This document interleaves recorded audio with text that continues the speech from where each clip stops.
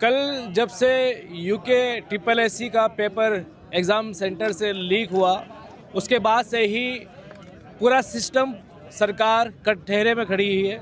लोग सवाल पूछ रहे हैं कि आखिर कैसे हुआ है। और आज बेरोजगार संघ ने सचिवालय कूच का ऐलान किया था और उसके बाद जो है परेड ग्राउंड में यहाँ पर धरना दे दिया है, यहाँ पर बैठ गए हैं।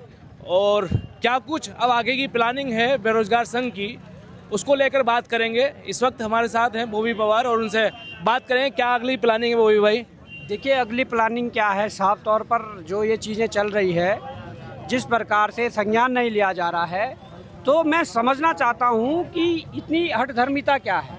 भाई पेपर बाहर आया है, आप कह रहे 3 पेज बाहर आए हैं, उसके अलावा जो और सारी चीज़ें हैं, हमने देखा कई सेंटरों पर जो अनियमितताएं हुई है, उसका जवाब कौन देगा।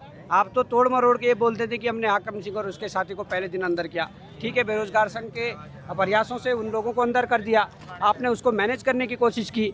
फिर दूसरे दिन जब दिन में पेपर के दौरान एविडेंस बाहर आ जाते हैं, आपने भी कल रात तक उसको मैनेज करने की कोशिश की।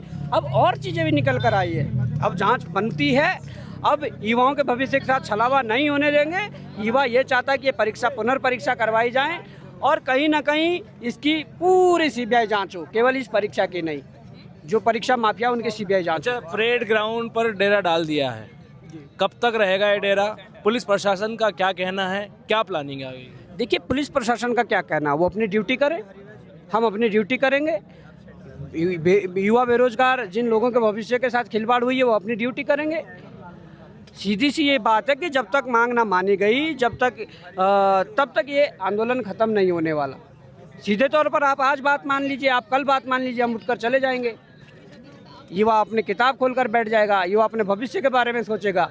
और अगर तुम्हारी नीयत ये है कि यहाँ का युवा सड़कों पर रहें, वो सड़कों पर संघर्ष करें और उसको रोजगार के कोई अवसर नहीं दिए जाएंगे, उसको पारदर्शिता सिस्टम नहीं दिया जाएगा, तो मैं समझता हूँ कि आप करके देखिए। 1-1.5 साल बचा हुआ है, उसके बाद युवा सबक सिखाएगा। तो मतलब ये अनिश्चित काल के लिए आप लोगों ने यहाँ पे डेरा डाल लिया जब तक मांग पूरी नहीं होती। और क्या क्या मांग है? बिल्कुल मांगे साफ है, सीबीआई जांच की मांग है। मांगे साफ है कि जिस प्रकार से जो युवाओं की अन्य और मांगे हैं पारदर्शिता को लेकर, उसको फॉलो करना पड़ेगा। और मांगे साफ है कि ये परीक्षा निरस्त होकर पुनर्परीक्षा हो। ये युवा इसलिए यहाँ पर धरना दिया हुआ है, आंदोलन जो कर रहा है। जब तक लोगों का या सामाजिक लोगों का समर्थन नहीं मिलेगा, क्या लगता है कि तब तक जो है धरना सफल होगा? देखिए मिल रहा है, सबका समर्थन मिल रहा है। छोटे छोटे बच्चे तक आ रहे हैं, अभिभावक आ रहे हैं। आप देख रहे हैं कि बेरोजगार संघ के लोगों के साथ और भी लोग आ रहे हैं। स्वाभिमान मोर्चा खड़ा है, इसके अलावा और भी दल या संगठन के लोग आ रहे हैं। तो मुझे लगता है कि ये सबकी पीड़ा है, ये किसी व्यक्तिगत की लड़ाई नहीं है, ये हरे घर के बच्चे की लड़ाई है, हरे घर के अभिभावक की लड़ाई है, हरे घर की लड़ाई है। तो इसके लिए सबको आना पड़ेगा और इस लड़ाई को लड़ना पड़ेगा। सवाल ये भी खड़ा होता है कई बार कि इतने लोग यहाँ पर हैं तो कैसे मदद हो रही है? मदद हो रही है, लोग कर रहे हैं। कोई चावल छोड़ के जा रहा है, कोई दाल छोड़ के जा रहा है, कोई सिलेंडर भरा के जा रहा है, कोई गद्दे छोड़कर जा रहा है। हो रही है मदद, मदद क्यों नहीं होगी? क्या ये बेरोजगार नौजवान किसी दूसरे ग्रह के हैं या पाकिस्तान के हैं? इसी देवभूमि के हैं, यहीं के बच्चे हैं। इन्हीं बेरोजगार नौजवानों के जो लोग हैं, अभिभावक हैं, वो कोई समाज से भी है, कोई कहीं जुड़ा हुआ है, कोई कहीं, सब लोग मदद करके जा रहे हैं। जिन लोगों को पीड़ा वो मदद करके जा रहे हैं, और मदद करके जा रहे हैं तो लोग यहाँ पर रह रहे हैं, खा रहे हैं, अपना यहाँ पर आंदोलन कर रहे हैं। मतलब लोग मदद कर रहे हैं। हालांकि आज पेज पे भी देखा था हमने कि वहाँ से उन्होंने मदद के लिए डाला था कि लोग गर्मी में प्यास लग रही है, पानी चाहिए, जो भी मदद कर सकते हैं।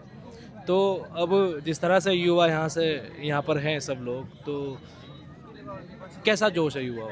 देखिए साफ जोश आपने दिन में भी देखा होगा। जोश सुबह था, वो जोश अभी है। सुबह तपती धूप से लेकर अभी थोड़ी देर पहले बरसात हुई, ना धूप में थके ना बरसात में थके, लगातार वो जोश युवाओं के अंदर बना हुआ है। और युवा ये तय कर चुका है कि अगर ये हमारे भविष्य को सुरक्षित नहीं कर सकते, हमारी मांगों को नहीं मान सकते, तो हम इनको हटा कर रहेंगे, इनको सबक सिखा कर रहेंगे। तो टेंट का इंतजाम, तंबू लगाने का इंतजाम कर लिया क्या? देखिए करेंगे, ज़रूरत पड़ेगी तो करेंगे। आजकल मौसम ठीक है, खुले आसमान के नीचे हमने गद्दे लगाए हैं। ज़्यादा से ज़्यादा रजाई मंगवाएंगे, कंबल मंगवाएंगे, सोएंगे। मच्छर तो नहीं काटेंगे? मच्छर देखिए, हमने तो पूर्व में भी उस नाले में 2 साल काटे हैं, जिस नाले में मच्छरों के टोलियां पड़ी रहती है। पर आज मच्छर, आजकल के मौसम में मच्छर इतने नहीं है।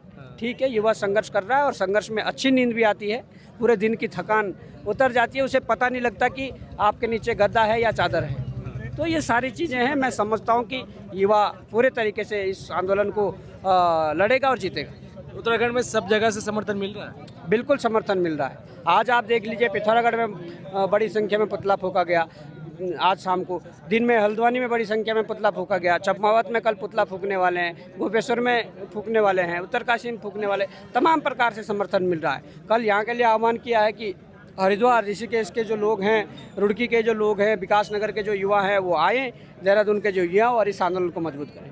तो बॉबी पवार हमारे साथ थे, जिनका कहना है कि लोगों का समर्थन मिल रहा है और जिस तरह से यहाँ पर भारी संख्या में लोग हैं तो लोगों की मदद भी आ रही है। आप देख सकते हैं ये रात का नज़ारा है और सब जगह आप देख सकते हैं कि युवा यहाँ पर मौजूद है और कहा जाए तो शायद हक की लड़ाई के लिए यहाँ पर सब लोग बैठे हुए हैं और चाहते हैं कि भविष्य सुरक्षित हो किसी ना किसी तरह, और युवाओं का भविष्य सुरक्षित होना भी बहुत ज़रूरी है।